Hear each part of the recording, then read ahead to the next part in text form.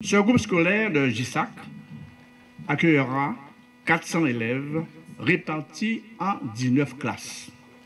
6 classes maternelles, 12 classes élémentaires et une classe ULIS. Ulysse.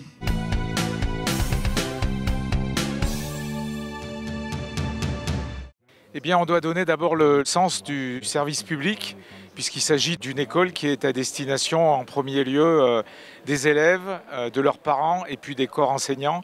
L'idée à travers ce projet, c'est de pouvoir repositionner dans des conditions de sécurité qui soient meilleures plusieurs écoles et notamment les 2 écoles du bourg.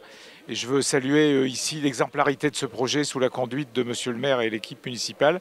C'est véritablement un projet d'équipe qui regroupe la SEM-Samar, qui appuie la maîtrise d'ouvrage, mais qui est aussi un projet d'une communauté d'agglomération qui est celle de la CAR. Et au titre de l'AFD, donc, nous avons accompagné ce projet à travers l'opération du PSA que nous menons conjointement sous l'initiative de la DEAL, et qui est une opération qui porte sur les bâtiments publics et qui vise notamment à rénover des écoles pour permettre et offrir de meilleures conditions de sécurité. Je suis un homme ravi et l'ensemble du conseil municipal pour le dévoilement de cette plaque, pour la construction de l'école maternelle élémentaire à hauteur pratiquement de 450 élèves du bourg, une partie de maternelle, reloger provisoirement l'école de Douville et à moyen terme, on va inclure, je dirais après l'opération tiroir de Douville qui reviendra à Douville, après nous aurons effectivement l'école de Châteaubois qui sera intégrée. Donc après quelques années de longues études, eh bien, nous avons pu mettre en place ce dispositif et qui permet la scolarité dans le plan séisme de l'État.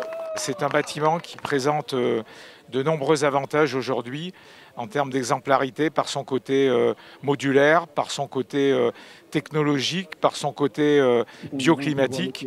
Et je veux me féliciter que nous sommes enfin passés, grâce à cette inauguration aujourd'hui, du panneau, d'une opération d'étude à une opération d'un véritable chantier qui va démarrer et qui va s'étendre sur près de 2 ans, quoi. Nous avons des accompagnements très soutenus, l'AFD, la DEAL, l'État, la SEM-Samar et d'autres, les ingénieurs qui nous ont soutenus pour la réalisation de cette belle ouvrage.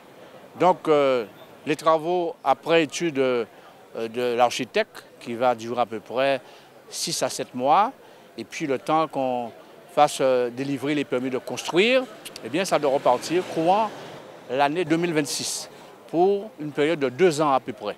Donc c'est un travail, c'est un chantier pour la scolarité de nos enfants. La commune de Sainte-Anne, à travers son équipe municipale sous la direction de Monsieur le maire, montre l'exemple puisque c'est la première à avoir réalisé ce programme du PSA à travers cette sélection d'une maîtrise d'ouvrage, la définition d'un projet, la réalisation d'un certain nombre d'études qui sont toutes très importantes et qui permettent de positionner ce projet aujourd'hui dans les meilleures conditions de réalisation. C'est la première qui l'a fait et je veux saluer effectivement à ce titre-là aussi l'exemplarité de ce projet. L'architecte nous a guidés pour la construction et comme vous le voyez derrière moi, alors j'invite la population, ils peuvent venir sur le site, la plaque est là, on voit le schéma sur le plan de situation du terrain, le dispositif pour l'école, mais nous avons aussi un espace vert ici qui sera effectivement dédié pour le sport parce qu'à l'origine, on avait prévu de mettre en place un gymnase. Le gymnase ne sera pas délaissé. Donc par conséquent, il va y avoir une combinaison d'école et de sport qui sera dans le quartier.